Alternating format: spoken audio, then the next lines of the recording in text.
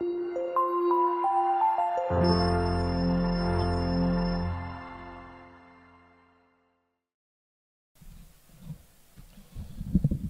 ձեզ, հույսով եմ լավ եք ու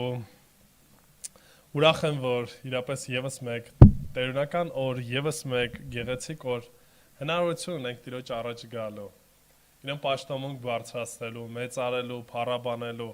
եւ առհասարակ վայելելու այն, ինչ որ Տերը մեզ տալիս է։ Շատ դեպքերում մարդիկ կարող ասեն, դե ուր Աստված չենք տեսնում Աստծո գործը մեր կյանքում։ Բայց այն ով աչքեր ունի կտեսնի, այն արևը, որ բարձրացել է, այն կյանքը, որ մենք ունենում ենք ամեն վայրկյան, ամեն մի շունչը, որ մենք քաշում ենք, այս ամեն ինչը վկայակոչում այն չի մասին, Տիրոջ գոյության մասին։ Որովհետև միշտ ձեր մտքում այս պարզ բանը պետք է հասկացողություն ունենաք։ Պարտադիր չէ, որ դուք պետք է պարտադիր շնչեք։ Մեր արժանինքների համար չի, որ մենք կարողանում ենք շնչել։ Մեր արժանինքների համար չէ, որ չգիտեմ, մենք կարողանում ենք շարժվել։ Մեր արժանինքների համար չէ, որ մենք ուտելիք ունենք, սնունդ ունենք, տանիք ունենք, որտեվ գուցեև մեզանից շատ ավելի, այսպես ասած, ճակերտավոր արժանինքներ ունեցող մարդիկ այս պակասն ունեն, այս դժվարությունն ունեն։ Բայց երբ որ մենք ամեն մի վայրկյանը, ամեն մի պահը իրապես ուզում ենք տեսնենք Տիրոջը, Տիրոջ ներկայությունը մեր կյանքում, վստահեցնում եմ ձեզ կտեսնեք Աստծուն ձեր կյանքի ամեն վայրկյանում։ Եթե իհարկե Աստծո հետ ենք քայլում։ Այսօր շարունակելու ենք Եբրայեցիս նամակի մեր քարոզաշարքը, սերտողություն ասեմ, բայց մինչև բուն թեմային անցնելը ուզում եմ մի ազնվորության մասին հիշենք։ Մոտավորապես 500 տարի առաջ ապրում էր մի կաթոլիկ քահանա։ Քահանա լինելով անդադար խնդիրների մեջ էր եւ չէր կարողանում իր մեջ հանգստություն գտնել։ Անընդհատ պայքար, անընդհատ կարծես դատապարտության զգացողություն եւ հարցի լուծում չկա ընդհանրապես։ Տեսեք, խոսքը գնում է քահանայի մասին, ես ուղղակի սովորական մարդու կամ սովորական քրիստոնյայի մասին չեմ ասում։ Փորձում էր էլ ավելի մտներ ծիսական արարողակարգի մեջ։ Գիտեք, կաթոլիկները սովորություն ունեն, որ իրենց մեղքերն են խոստովանում։ Ամեն մի մանրուքի համար, ամեն մի դետալի, ամեն մի մտքի համար գնում էր ու արագ խոստովանում էր ու այն աստիճան էր արդեն դարձել, որ այդ կողքի քահանաները, նրանք ովքեր որ լսում էին այդ խոստովանությունները, խնդրում ասում են, գիտես ինչ, կարիքը չկա այդ ամեն մի հարցի, ամեն մի դետալի համար, կարիքը չկա, որ դու գաս ու խոստովանես։ Հետո առիթ էր փնտրում ուխտագնացությունները, գիտեք, այն ժամանակ առիթ է լինում, գնում է Հռոմ, այնտեղ կային բավականին մեծ աստիճաններ։ Ամեն մի աստիճանի վրա, գիտեք, առանձին մի քանի անգամ աղոթներ էին անում, հայր մեր աղոթներ էին անում, ու այսպես ժամերով։ Ինչ եք կարծում, այս ամեն ինչի արդյունքում խաղաղություն, հանգստություն գտավ։ Չէ, չգտավ, անընդհատ պայքար էր գնում աշխատելու գործնականում, այսինքն ծիսական աշխատանքի, ծիսական ինչ-որ քայլերի ու որևիցե արդարություն, որևիցե բան ես չեմ գտնում։ Այդ պայքարը կար առաջ, այդ պայքարը կար նաև այսօր։ Այդ մարդուն վստահ եմ, մեծամասնությունը կիմանաք այդ Մարտին Լյութերն էր։ Երբ որ այսքան երկար պայքարից հետո վերջը Տերը խոսում է իր խոսքով եւ երբ որ Մարտին Լյութերը ապաշխարում է դարձյալ գալիս, երբ որ խաղաղություն է գտնում, մեղքերի թողություն է գտնում 1517 թվականի հոկտեմբերի 31-ին եկեղեցու առաջ բերում է հիմնական 5 թեզերը, որտեղ որ ասում է, որ միայն Քրիստոս, միայն հավատք, միայն շնորհք, միայն Աստվածաշունչը, այսինքն սա այն սկզբունքներն են, որը որ ինքը տեսավ, որ եկեղեցին ինչ է արել, շեղվել է։ Արդեն 505 տարի անցել է։ Եվ այո, այդ ռեֆորմացիայի արդյունքում մենք հնարավորություն ունենք այսօր Աստծո խոսքը սերտելու այնպես, ինչպես որ հարկն է։ Մեզ համար կարևոր առաջնայինը պետք է լինի ոչ թե ինչ-որ ծիսական գործերը կամ բաները, որոնք որ մեր կյանքում երբևիցե հոգևոր հանգստություն կամ այլ ինչ-որ բան չեն տա, այլ հավատքն է եւ փրկությունը շնորհքի միջոցով։ Այսօր խոսելու ենք հենց այս պայքարի մասին։ Օրենք, թե շնորհք, ծիսական գործեր, թե հավատքով Հիսուսին հետևել։ Եկեք բացենք Եբրայեցիս 12-րդ գլուխ, ընթերցելու ենք 18-ից 24 համարները եւ փորձելու ենք նորից տեսնել այս պարզ հետևանքը, ինչ տվեց օրենքը եւ ինչ տվեց շնորհքը։ Եվ արդյոք սա մեկը մյուսին հակասող խնդիրներ են, պայքարող հարցեր են, թե ուղղակի մենք ենք սխալ հասկացել։ Օրենքը ուներ ուրիշ նպատակ, ուրիշ ֆունկցիաներ, իսկ շնորհքը ուրիշ նպատակ, ուրիշ ֆունկցիաներ։ Բացեք Եբրայեցիս 12, 18-ից 24 համարներն ենք ընթերցելու։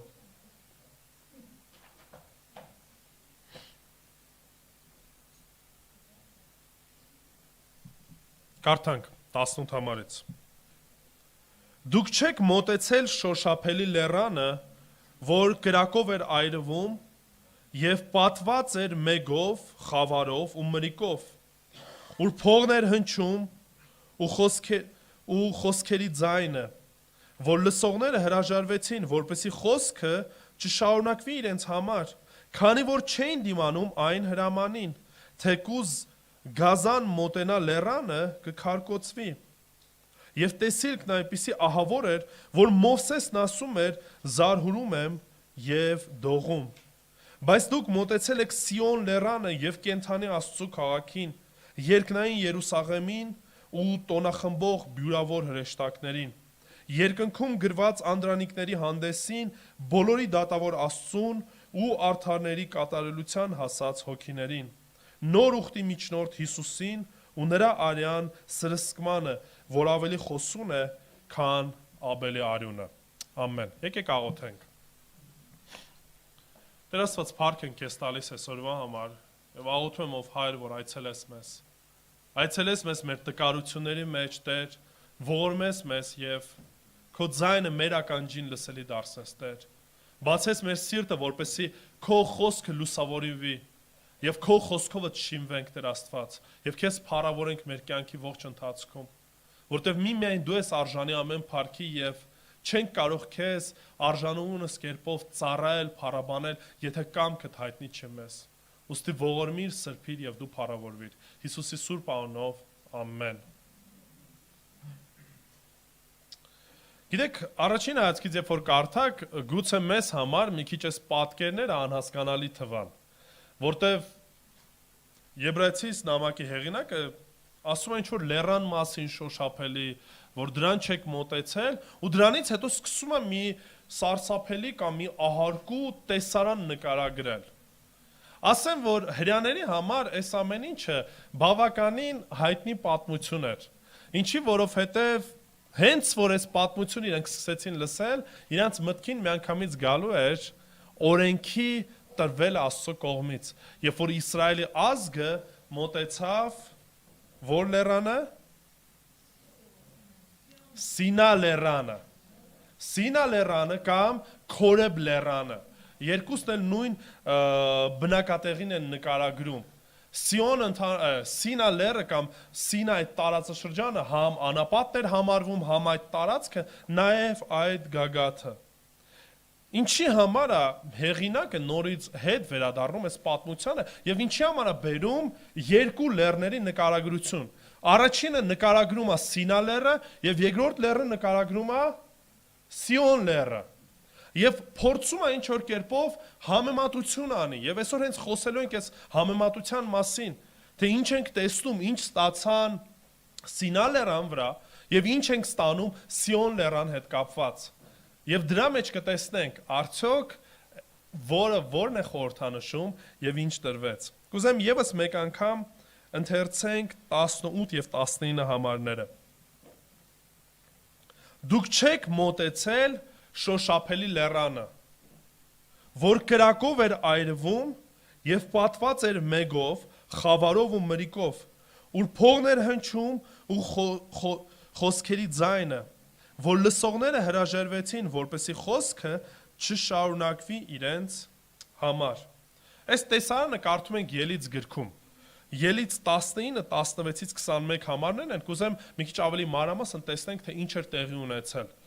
Եթե ունեք ձեր հետ ձեր սուրբ գրքերը, բացեք Ելից 19, կընթերցենք 16-ից 21 համարները։ Ելից 19, 16-ից 21։ Մովսեսին արդեն Աստված ասել էր, որպեսզի ժողովուրդը պետքա պատրաստվի, որտեղ ժողովրդի առաջ Աստված գալու է եւ խոսելու է ժողովրդի հետ։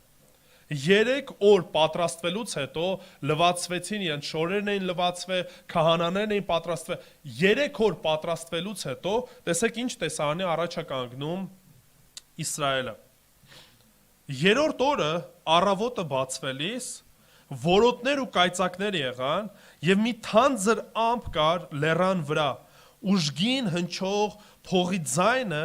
որ բանակատեղիում գտնվող ամբողջ ժողովուրդը զարհուրեց։ Ուշադրություն դարձեք ոնց է սկսվում, այսինքն շատ ուժեղ ձայն է հնչում ու ամբողջ ժողովուրդը, որ որտեղ էր բնակվում, ինչ արեց, զարհուրեց։ Մովսեսը ժողովրդին բանակատեղից դուրս հանեց Աստծո առաջ եւ նրանք կանգնեցին լեռան ստորոտին։ Սինա լեռն ամբողջովին ծխում էր, որովհետեւ Տերը նրա վրա էր իջել կրակով։ Նրա ծուխը դուրս էր գալի ինչպես հնոցի ծուխ եւ ամբողջ լեռը սաստիկ ցնցվում էր։ Փողի ձայնը գնալով շատ էր սաստկանում, Մովսեսը խոսում էր եւ Աստված բարձրաձայն պատասխան էր տալու նրան։ Ուշադրություն դարձրեք։ Իրավիճակը ամբողջ ժողովուրդը կանգնած է, լեռը ծխի կրակի մեջ է, շատ ուժեղ որոտմունք է գնում ու որոշակի տեսնում ենք զրույց է գնում։ Տերն ասեց Մովսեսին. «Իջիր, պատվիրիր ժողովրդին, որ Տիրոջը տեսնելու համար սահմանից չանցնեն, եւ նրանցից շատերը կկորչեն»։ Առանձին սահման էր գծված, որ ոչ ժողովուրդը, ոչ էլ նույնիսկ կենդանիներ իրավունք չունեին մոտենալու։ Եվ մոտենում էր կամ գնում էր Մովսեսը ու Ահարոնը։ Օրենքը լսում էին, ստանում էին այն ամենը, ինչ որ Տերը ասում էր, իջնում էր եւ ժողովրդին հայտնում էին։ Արդյունքում գիտեք ինչ եղավ։ Ինչ եք կարծում, այս տեսարանից ինչ պետքա տեղ ունենա։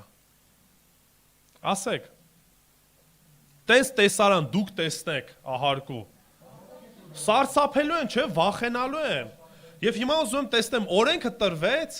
հիմա ուշադրություն դարձնենք 20-րդ գլուխ 18 ու 19 համարները։ Այս ամենիչի արդյունքում ժողովուրդը ինչ է խնդրում։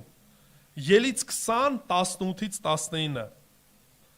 Ամբողջ ժողովուրդը լսում էր որոտները, կայծակները եւ փողի ձայնը եւ տեսնում էր լեռան ծխալը։ Ժողովուրդը վախենալով ետ քաշվեց ու հեռու կանգնեց եւ ասացին Մովսեսին. «Դու խոսիր մեզ հետ, եւ մենք կլսենք, բայց Աստված թող չխոսի մեզ հետ, որ չմեռնենք»։ Ինչ խնդիր կար։ Երբ որ օրենքը տրվեց, երբ որ մարդկանց բացվեց այն սկզբունքներն ու այն նպատակները, որ Աստված ունի, այն ուղեցույցները, մարդիկ ինչ հասկացան։ Պահում են այդ օրենքը։ Հեշտ է այդ օրենքները։ Հասկացան մի բան, որ այս ամեն ինչ որ մենք լսում ենք անհնարին է եւ մեզ համար վախենալի է Տիրոջ ներկայությամբ գտնվել։ Դրա համար խնդրեցին Աստծին, արի Մովսես դու խոսա էլի մեզ հետ։ Թող Աստված քեզ հետ խոսի, բայց դու էլ մեզ հետ խոսիր։ Դու մեզ հետ ինչ որ ասես, այդ ամեն ինչը կլսենք, դրանք կհնազանդվենք։ Արդյոք հնազանդվեցին օրենքին։ Չէ։ Իսկ կարողա տենց հնարավորություն կար, որ ամբողջ ժողովուրդը կամ մենք ինքներս լիարժեք կարող ենք ամբողջ պատվիրանները պահել։ Կա տենց մեկը։ Չէ, տենց մեկը չկա։ Եթե տենց մեկը լիներ, Հիսուս Քրիստոս չէր գա։ Հիսուս Քրիստոսի գալը անիմաստ կլիներ, եթե մենք մեր ուժերով կկարողանանք պահենք ամբողջ օրենքը։ Այդ դեպքում հարց է առաջանում, ինչի համար այս օրենքը տրվեց, ինչի Աստված նման կերպով ներկայացավ մարդկանց։ Հիմա հետ վերադառնանք Եբրայեցիս նամակին եւ տեսնենք, թե Եբրայեցիս նամակի հեղինակը ինչ է ասում, երբ որ այս ամեն ինչը տեսավ, ինչ տեղի ունեցավ։ Երկու բան է տեղի ունենում։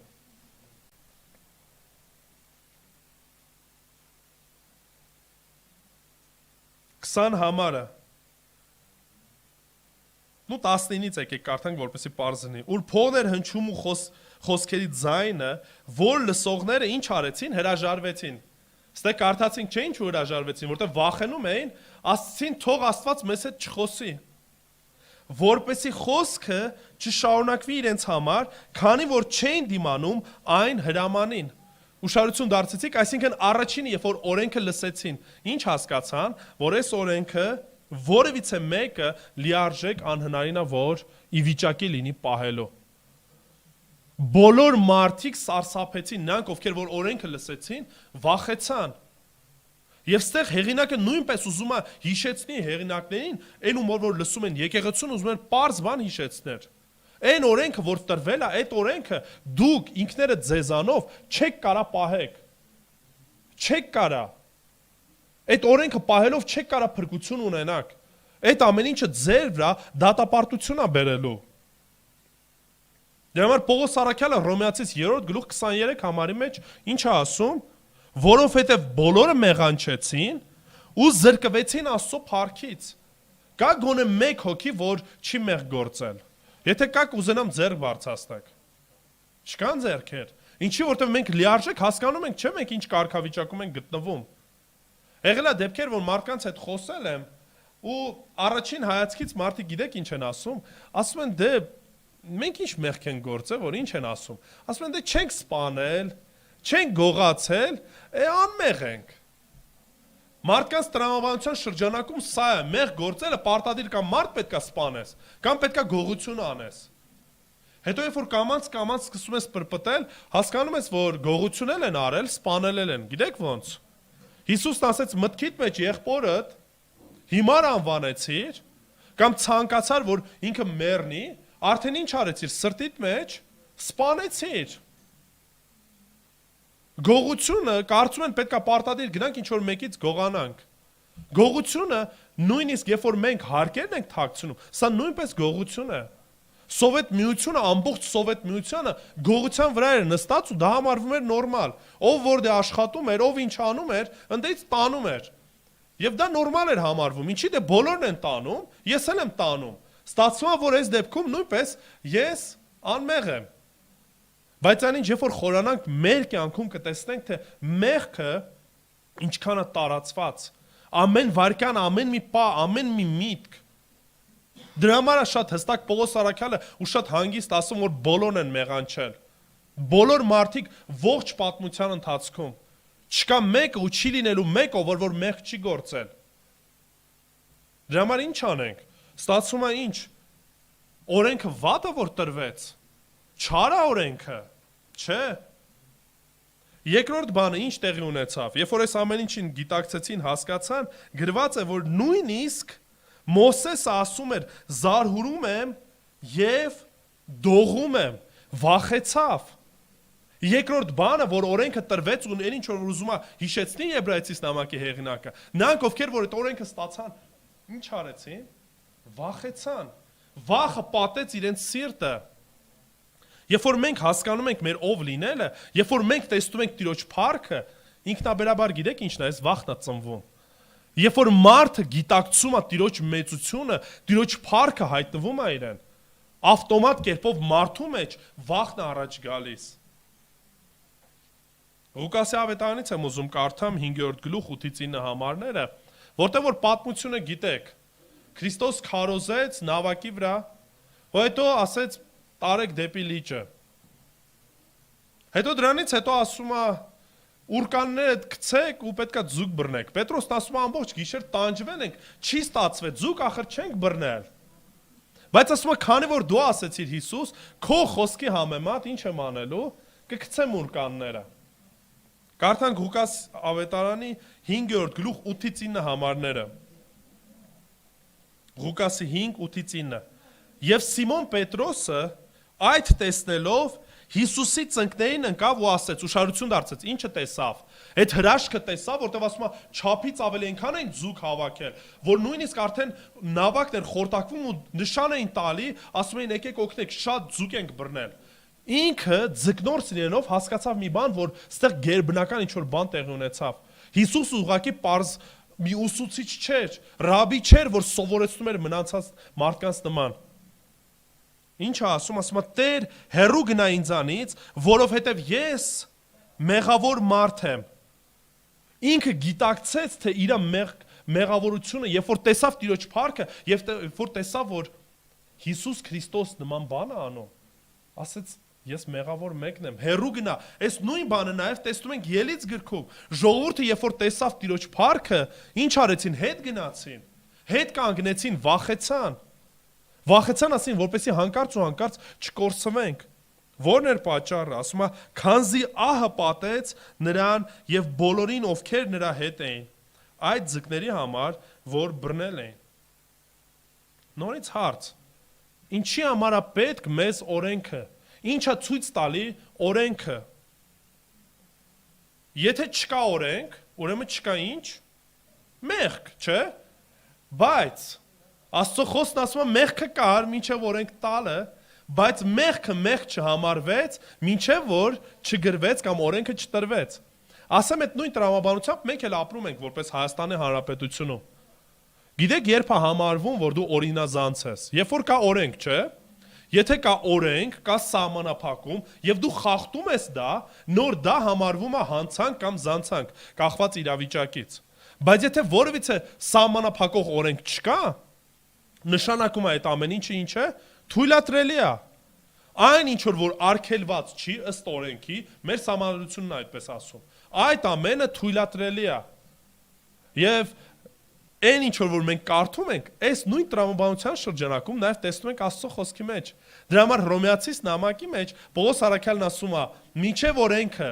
մեղքը կար, բայց մեղքը մեղք չէր համարվում, մինչև որ չեկավ օրենքը, կարդանք Հռոմեացիս 5-րդ գլուխ 13 եւ 20 համարները։ Հռոմեացիս 5, 13 եւ 20։ Որովհետև մինչև օրենքը աշխարհում մեղքը կար, բայց այն մեղք չի համարվում, քանի դեռ օրենք չկա։ Բայց օրենքը մեջտեղ եկավ, որպեսի Երևան գա հանցանքների բազմությունը, բայց որտեղ մեղքը ավելի եղավ, այնտեղ ինչ է լինում, շնորհքը առավել շատացավ։ Հիմա ուշադրություն դարձեք, որ օրենքը ու շնորհքը ընդհանրապես Պողոս առաքյալը երբ որ խոսում է, որտեղ որ կտեսնեք օրենք, միանգամից Պողոս առաքյալը հիշելու է ինչը, շնորհքը, որտեղ օրենքը այլ ֆունկցիա ուներ, այլ նպատակ ուներ, շնորհքը այլ նպատակ ուներ։ Օրենքը տրվեց, որպեսզի մեղքը դուրս գա, որպեսզի հանցանքը երևա, որպեսզի դատապարտություն գա։ Օրենքը մեզ համար դարձավ ինչ, հայելի, այս ձև ասած ռենգեն, որ մենք տեսանք մեր ճշմարիտ էությունը, մեր ով լինելը, մեր մեղրած, մեր մեղավոր լինելը, որտեվ եթե որևիցե մեկը չի գիտակցում, որ ինքը մեղավոր է, մեռած է մեղքերի մեջ, փրկության կարիք էլ չի ունենալու, չի էլ փնտրելու Քրիստոսին։ Դրա համար օրենքը, որ տրվեց, այլ նպատակ ուներ։ Իսկ հրեաները ինչպես էին պատկերացնում, կարծում էին, որ այս օրենքը տրված է, որպեսզի իրանք պահեն ու ինչ անեն, փրկվեն։ Այսօրվա մեր հայազգը նույն տրամաբանությամբ է մտածում։ Ասում են դե 10 պատվիրանները գիտենք, չնայած որ ասում ես կարաս ասես այդ 10 պատվիրանները, ոչ էլ 10 պատվիրաններն են հիշում։ Ընդհանրապես հիշում են մի շնացիր, մի գողացիր, մի սպաներ, այդքանով սահմանափակվում է իրանց պատկերացումը։ Ու մարդիկ կարծում են, դե օրենքները քիչ շատից պահում եմ, ուրեմն ինչ պետք է լինեմ, ուրեմն կփրկվեմ, ուրեմն կյանք կունենամ։ Այնինչ Աստծո խոսքը երբեք չի ասել, որ օրենքը պահելով կամ պատվիրանները պահելով մենք փրկվելու ենք։ Որտեվ դա անհնարին է, Աստված ինքն էլ դրա մասին շատ հստակ գիտեր։ Բայց ցավով եմ ասում, մինչև այսօր մարդիկ կան, որ կարծում են, որ ծիսական արարողություններով, ինչ որ գործերով, բարի գործերով կանեն ինչ անեն, փրկություն ժառանգեն։ Որոշները մտածում են, եկեղեցի կկառուցեմ, տաճար կկառուցեմ, կփրկվեմ։ Մոմեր կվառեմ, կփրկվեմ։ Կարևորը հաստ մոմեր լինի, թանկանոց լինի, տարբեր հարցերով։ Գիտեք, մոտեցումներ տարբեր կարան լինեն։ Ուրիշ մարդիկ կարան մտածեն, որ քարոզելով են փրկվելու, փառաբանության մեջ են ծառայությամբ փրկվելու, չգիտեմ, այլ ծառայությունների շրջանակում են փրկվելու, գործերով, ծիսական գործերով կլինի, թե բարի գործերով, որևիցե մեկը փրկություն չի կարող ստանալ, որտեղ նպատակը այդ չէր։ Դրա համար, երբ որ Եբրայեցիս նամակի մեջ կարդում ենք ու կարդում ենք օրենքի մասին, կարդում ենք այդ Սինա լեռան մասին, որը որտեղ տվեց օրենքը։ Ինչ եք կարծում, շարունակությունը տես թողելու էր։ Չէ։ Ինչպես որ Պողոս Արաքյալն էր խոսում շնորհքի մասին, նույնպես եւ հեղինակը օրենքը ներկայացնելով ցույց տալով, որ այնտեղ կար վախ, այնտեղ կար այդ հասկացողությունը, որ մենք այդ օրենքը չենք կարա պահենք, դրանից հետո ինչի մասին է խոսում։ Սիոն լեռան մասին է խոսում, որը որ արդեն խորհրդանշում էր շնորհքը։ Շարունակենք։ Եբրայեցիս 12:22 համարից։ Բայց դուք մոտեցել եք Սիոն լեռանը։ Ուշադրություն դարձրեցիք 18 համարին ինչ էր ասում։ Դուք ինչ չեք արել, չեք մոտեցել։ Իսկ ստեղ ասում է դուք մոտեցել եք։ Դուք չեք մոտեցել այդ շոշափելի լեռանը, այսինքն չեք մոտեցել Սինա լեռանը, այլ մոտեցել եք Սիոն լեռանը, շնորհքին։ Եկեղեցունա խոսքը ուղում ասում է դուք որ ժամանակին հրեականությունն ունեիք, հիմա ինչ եք ստացել։ Աստծո խոսքն եք, շնորհքն եք ստացել, Քրիստոսին եք ստացել։ Դուք չեք մոտեցել այդ օրենքին։ Մի կարծեք, որ ես ձեզ քարոզեցի ու սրանից հետո դուք սուրբ դարձաք, օրենքը պահեցիք, այ դրա համար լեռանն եք մոտեցել։ Ասում եմ, դուք այդ լեռանը չեք մոտեցել, այլ մոտեցել եք Սիոն լեռանը։ Եվ կենթանի Աստծո քաղաքին, երկնային Երուսաղեմին։ Ուշադրություն դարձեցիք հակադրությունը։ Սինա լեռը ինչպիսին էր։ Ասում է ինչպիսի լեռանը։ Շոշափելի նշանակում է ինչպիսին էր, ֆիզիկական էր։ Ֆիզիկական շոշափելի լեռանը չեք մոտեցել, այլ մոտեցել եք երկնավորին։ Այսինքն խոսքը չի գնում ինչ որ մեկ այլ լեռան մասին, խոսքը Տիրոջ արքայության մասին է, որը որ ավելի սենց բացված տարբերակով է ներկայացնում։ Շարունակենք։ Բայց դուք մոտեցել եք Սիոն լեռանը եւ կենթանի Աստծո քաղաքին, երկնային Երուսաղեմին ու տոնախմբող բյուրավոր հրեշտակներին։ Երբ որ են լեռանը մոտեցել էին, ինչ խնդիր կար, ինչ էր առաջացել։ Վախ, սարսափ էր առաջացել, իսկ ստեղ ասում է, երբ որ մոտեցել եք ինչ կա։ Տոնախմբություն կա, ցնծություն կա, ուրախություն կա, եթե այնտեղ սարսափ եկավ, դատապարտություն եկավ, մարդիկ հասկացան, որ բոլորը մեղավոր են ու Աստծո դատաստանի առաջ են կանգնելու։ Շարունակության մեջ մենք կարդում ենք, որ այստեղ տեսնում ենք, որ կա տոնախմբություն, երկնքում գրված անդրանիկների հանդեսին, նորից ուշադրություն դարձրեք, տոնախմբություն, հանդես, ցնծություն, բոլորի դատավոր Աստծուն եւ արդարների կատարելությանը հասած հոգիներին, նոր ուխտի միջնորդ Հիսուսին ու նրա արյան սրսկմանը, որ ավելի խոսուն է, քան Աբելի արյունը։ Այս համեմատությունը, երբ որ հեղինակը տալիս է, ուզում եմ որ վերջի վերջո լսողները ինչ անեն, հասկանան։ Հին բանին մի գնացեք։ Այն ձեր հին ապրելակերպը, հին կյանքը, այդ ամեն ինչը ձեզ որևիցե օգուտ չի տալու։ Որտեվ միմիայն շնորհքի միջոցով է, Քրիստոսի միջոցով է, որ կարաք մոտենաք դատավոր Աստծուն, այն մեկին, ով որ դատելու ամբողջ աշխարհը, եւ ինչ անեք, եւ կենթանի լինեք։ Մենք նրա միջոցով է, որ կարաք կյանք ունենաք, փրկություն ունենաք, ուրախություն ունենաք։ Այդ հակադրությունը տեսեք։ Միտեղ վախ էր, միտեղ սարսափ էր, մյուստեղ ուրախությունը։ Միտեղ ինչ որ ֆիզիկական գործեր են, աշխատանքն է, մեկ այլ տեղ ցույց է տալիս երկնավորը։ Երբ որ Պետրոսը այդ ամեն ինչը ասեց, Ղուկասի ավետարանում, Հիսուս ուզում է ուշադրություն դարձնեք ինչա պատասխանում։ Ղուկաս 5:10 համարը։ Հիսուս ասաց. Մի վախեցիր, որովհետև մարդկանց պիտի որսաս կամ մարդկանց որսորդ պիտի դառնաս։ Ասում մի վախեցի, որովհետև ինձ ես մոտեցել։ Պետրոսը ինչ որ գործ արել էր այդ ժամանակ, արժանացել էր, որ Տիրոջը համար ծառայի։ Ինչ որ բան արել էր այդ ժամանակ։ Ինչ որ բան չարեց։ Որևիցե աշխատանք չէր տարել, ինչ որ ինստիտուտներ չէր ավարտել, ամենախելացի մեկը չէր, մեծ ընծաներ չբերեց տվեց Քրիստոսին։ Այն ինչ արեց, Տերը իր ողորմությամբ, իր շնորհքով Պետրոսին այս ծառայությունն է տալիս, այս կոչումն է տալիս։ Նույնպես եւ մենք, ինչ եք կարծում, որևիցե մեկը ինչ որ բան արել եք, որպեսզի Տիրոջ սիրուն արժանանաք, որպեսզի Տիրոջ փրկության արժանանաք, որպեսզի արժանանաք հնարավորություն ունենաք Տիրոջ առաջ գալու, աղոթելու, խոսք ունենալու։ Մենք որևիցե բան ոչ արել ենք, ոչ էլ կարանք անենք սիրելիներ։ Բայց շատ անգամներ մենք մեր տրամաբանության մեջ միշտ այդ շուկայական հարաբերությունը աշխատում է։ Միշտ sense ենք մտածում։ Ես Աստծո համար անեմ, որպեսզի Աստված էլ ինչ անի, ինձ համար անի։ Ես գնամ եկեղեցի, որ երկնքում Աստված պտիչկեն դնի, ասի այսօր էլ գնացիր ծառայության, ապրես։ Ու sense մի քանի բալեր ավելացավ։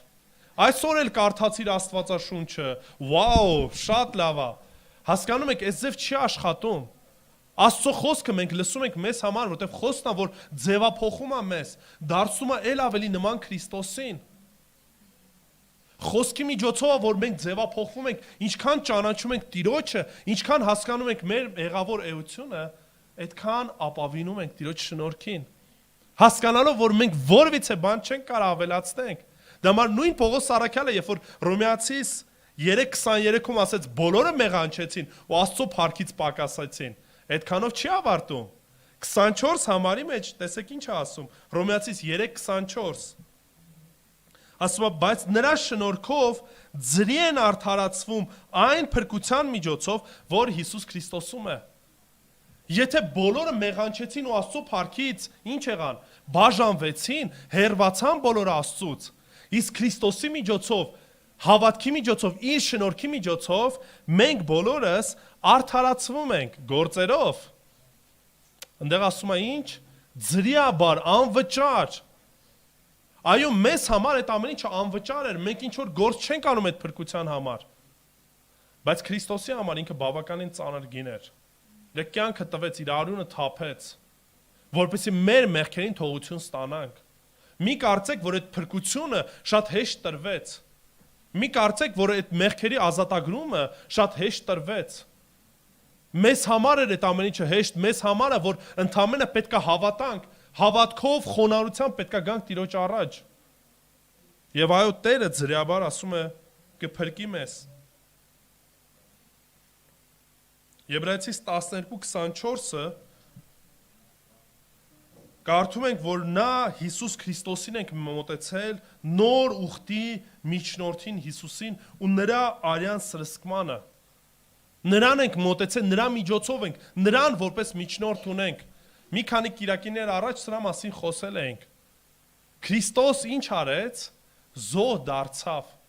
Ինքը զոհաբերվեց, որպեսզի մենք փրկվենք։ Ինքը իր արյունը թափվեց եւ նոր ուխտին արյունը տվեց։ Այսօր հաղորդություն ենք ընդունելու։ Հաղորդության մեջ նորից կարդալու ենք այդ հատվածը, որ սա է նոր ուխտը ում արյունով, Քրիստոսի արյունով, նրա միջոցով է, որ մենք կարող ենք Տիրոջը մոտենալ, նրա միջոցով է, որ մենք կարող ենք աղոթել։ Այն ժամանակ մարդիկ այդ հնարավորությունը ոչ այն ժամանակ ունեին մոտենալու Աստծուն, ոչ էլ տաճարի շրջանակում ունեին այդ հնարավորությունը։ Հնարավորություն ուներ մտնելու Տիրոջ ներկայության մեջ քահանայապետը, մաքրվելուց, սրբվելուց հետո տարին մեկ անգամ մտնում էր գարար արյունով, սրսկում էր այն կամ ցողում էր այն ի նշան թողության մեղքերի ժողովրդի։ Բայց այսօր Քրիստոսի միջոցով, այդ նոր ուխտի միջոցով մենք ինչ ունենք, հնարավորություն ունենք աղոթելու։ Մենք էլ կարիքը չունենք ինչ որ սարը բարձրանալու, տաճարներ գնալու, կարիքը չունենք ինչ որ քահանայի, որպեսզի խնդրենք, ասենք Տեր, գիտես ինչ կա քահանա ջան, աղոթքս բարձրացրա առ Աստված։ Ինչ որ բանի կարիք ունեմ, որպեսզի մեղքերի թողություն ստանամ։ Մենք դրա կարիք այլևս չունենք։ Դրա համար ինչ ասում հեղինակ, ասում այս երկու տարբերակը ունեք, ձեր առաջ է դրված։ Սինա լեռնել կա, Սիոններ կա, ինչ եք ուզում, սրանից ո՞րն եք ընտրում։ Եթե գնացիք այնտեղ, ձեր հին ծիսական կյանքին, ձեր հին ապրելակերպին, արդյունք այն ալինով, որ դատապարտվելու եք ու որևիցե մեկը դրանից չի ազատվելու։ Մյուս կիրակի ենք ավելի սրա մասին խոսելու, որտեվ 12-րդ գլխում տեսնում ենք վերջի նախազգուշացումը, վերջի զգուշացումը այս հատվածի։ Եվ այո, սա էլ է մեր առաջ միշտ դրված։ Արդյոք մենք ապավինելու ենք Քրիստոսին, Տիրոջ շնորհքին, թե փորձելու ենք մեր գործերով արդարանալ։ Մեր գործերով ցույց տալու, որ մենք տեսեք ինչքան լավն ենք։ Իսկ ինչ վերաբերվում է Աբելին, ուզում եմ ուշադրություն դարձնենք այստեղ շարունակության մեջ։ Եվ ասում են նոր ուխտի միջնորդ Հիսուսին ու նրա արյան սրսկմանը, որ ավելի խոսուն է, քան Աբելի արյունը։ Ինչի մասին է խոսքը գնում։ Եթե կհիշեք 11-րդ գլխում Մենք սրա մասին կարդացինք Եբրայեցիս 11:4 համարը։ 4 համարի մեջ ասում է հավատքով Աբելը Կայենից ավելի լավ զոհ մատուցեց Աստծուն եւ որով վկայություն ստացավ, որ արդար է։ Հիշում եք, երբ որ հավատքով ենք քայլում, հավատքով է, որ արդարացում ենք ստանում, արդարություն ենք գտնում։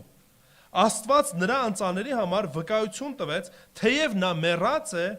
բայց տակավին խոսում է։ Ինչ է նշանակում նրա արյունը խոսում է։ Այո, նրա վկայությունը, նրա ապրած կյանքը այսօր խոսում է մեզ հետ, չէ՞, որ ինքը հավատքով այդ քայլն արեց եւ հավատքը համարվեց արդարություն իրեն։ Այո, նաեւ տեսնում ենք, որ մեղքի գոյությունը կար այնտեղ։ Մեղքի պատճառով էր, որ Կայանը ինչ արեց, սպանեց, չէ՞ Աբելին։ Այս ամեն ինչը խոսում է մեզ հետ։ Բայց Հիսուսի արյունը ոչ միայն հայտարարեց, որ բոլորը մեղավոր են, ոչ միայն հայտարարեց, որ բոլորը կարիք ունեն փրկության, այլ Հիսուսի արյունը ինչ արեց, ասատագրեց, ներեց, մեր մեղքերին թողություն տրվեց։ Հիսուս իր կյանքով ծանր գին վճարեց։ Իր արյունը թափեց, որպեսզի ես եւ դու կյանք ունենանք։ Նույնիսկ ընտրությունը մերն է։ Կամ ընտրում ենք Քրիստոսին, Քրիստոսով փրկությունը, կամ ընտրում ենք մեր տրամաբանության շրջանակում ինչ-որ բարին ապրելով, բարի գործեր անելով փրկվելով։ Պետք է ուղղակի զգուշ լինենք։ Որտեւ եթե հիմա խստացրեցինք մեր սիրտը, եթե Տիրոջ ձայնին չհնազանդվեցինք, գուցե երկրորդ հնարավորություն այլևս չունենանք։ Ուզում եմ ընթերցեմ եւ վերջացնենք Հռոմեացիս 10-րդ գլուխ 8 համարից ենք ընթերցելու։ Հռոմեացիս 10 8-ից 10։ Իսկ գիրքն ինչ է ասում։ Խոսքը մոտ է քեզ, քո բերանում եւ քո սրտում։ Այսինքն խոսքը լսել ենք։ Մեր բերանում էլ կա որոշ առումով հրյաներին է խոսքը գնում։ Եվ նաեւ մեր սրտում է խոսքը ունենք։ Այսինքն հավատի խոսքը, որ մենք քարոզում ենք, որովհետեւ եթե Հիսուսին քո բերանով Տեր դավանես եւ քո սրտում հավատաս, որ Աստված նրան մեռելներից հարություն տվեց, կփրկվես։ Քանի որ սրտով հավատում ենք արդարանալու համար եւ բերանով դավանում ենք փրկվելու համար։ Ոստի ամեն մեկս էլ երբ որ գալիս ենք Տիրոջ առաջ, երբ որ խոսքը լսում ենք, նորից երկու ընտրություն ունենք։ Կամ ուղղակի խստացնում ենք մեր սիրտը, ասում ենք, այս ամեն ինչը մեզ պետք չի, ինչ որ անիմաստ բաներ են, եւ մնում ենք մեր մեղքերի մեջ, մնում ենք այդ դատապարտության մեջ, կամ խոնարհվելով Տիրոջ առաջ, հավատքով, խոստովանությամբ գալիս ենք Քրիստոսի առաջ ու խնդրում ենք, որպեսզի Տերը մեզ ների։ Եվ ընտրությունը ձերն է։ Սինա թե Սիոն։ Եկեք աղոթենք։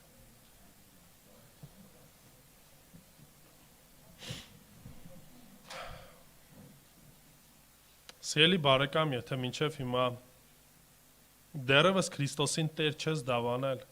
դեռևս այդ օրենքի գործերի տակ ես, դեռևս ճկռած ես ու խաղաղություն չունես սրտիդ մեջ, կարող ես հիմա խոստովանությամբ գալ Տիրոջ առաջ եւ պարզ խոսքերով քո բառերով ուղակի կարող ես կրկնել եւ ասել հետեւյալ աղոթքը։ Կարող ես ասել, եթե հավատում ես, որ Տեր ներիր մեղքերս, որտեվ մեղավոր եմ։ Ներիր, որտեվ այսքան ժամանակ ապրել եմ իմ ցանկությունները կատարելով։ Կարծել եմ, որ բարի եմ, կարծել եմ, որ լավն եմ, բայց Տեր մեղավոր եմ ու քեզանից բաժանված եմ։ Խնդրում եմ ներիր ինձ ու ինձ քեզ զավակ դարձրու։ Որտեվ հավատում եմ, որ դու իմ մեղքերի համար մահացար եւ երրորդ օրը հարություն առար։ Եվ գիտեմ, որ հավիտյան քեզ հետ կլինեմ, եթե հավատամ, եթե խոստովանեմ եւ ճշմարտապես հետևեմ քեզ։ Դու դարձիր իմ Տերը եւ Փրկիչը։ Հիսուս Քրիստոսի անունով։ Ամեն։ Ով Տեր, փառք ենք քեզ տալիս սպայի համար, աղոթում եմ այստեղ գտնվող ամեն մեկի համար, Տեր։ Աղոթում եմ, որ Տեր օգնես, որ ոչ թե պայքարի մեջ լինենք օրենքի ու շնորհքի մեջ, Տեր, այլ հակառակը սիրենք օրենքը, որտեվ օրենքը ցույց է տալիս քո սրբությունը, Տեր։ Սիրենք օրենքը, որտեվ այդ օրենքը ցույց է տալի այո մեր մեղավոր էությունը, մեր խնդիրը։ Եվ այդ ամենով գանք քո առաջ, Տեր։ Քո ողորմությամբ, Խնդրենք ներում Տեր Աստված, որտեղ փրկությունը ոչ թե գործերից է, այլ շնորհքով է։ Այլ հավատքով է, որ դու արդեն իսկ ամեն բան կատարել ես, Տեր։ Քո մարմինը ջախջախվեց, քո մարմինը կոտրվեց մեզ համար։ Քո արյունը թափվեց, որպեսզի մենք կյանք ունենանք։ Եվ հիմա աղոթում եմ, Տեր, որ այցելես այստեղ ամեն մեկին, Տեր,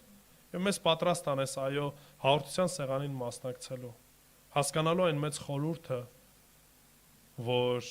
տվեցիր գինու եւ հացի միջոցով։ Ու թող որ ամեն ինչի մեջ քո սուրբ անունը փառավորվի։ Եվ այո, մեղջ ողջ կյանքի ընթացքում գնանք դեպի Սիոնը, գնանք դեպի երկնքի արքայությունը, որտեղ կա ցնծություն, որտեղ կա ուրախություն, որտեղ կա խաղաղություն, որտեղ որ քո գրկում կգտնենք մեր հոգու հանգստությունը։ Սա մեր կյանքի փափագը տեսնել քեզ եւ քեզանից լսել հետեւյալ խոսքերը, որ ապրես բարի ու հավատարիմ ծառա, մտի քո Տիրոջ արքայության մեջ։ Ողորմիր մեզ ու ների Հիսուսի սուրբ անունով, ամեն։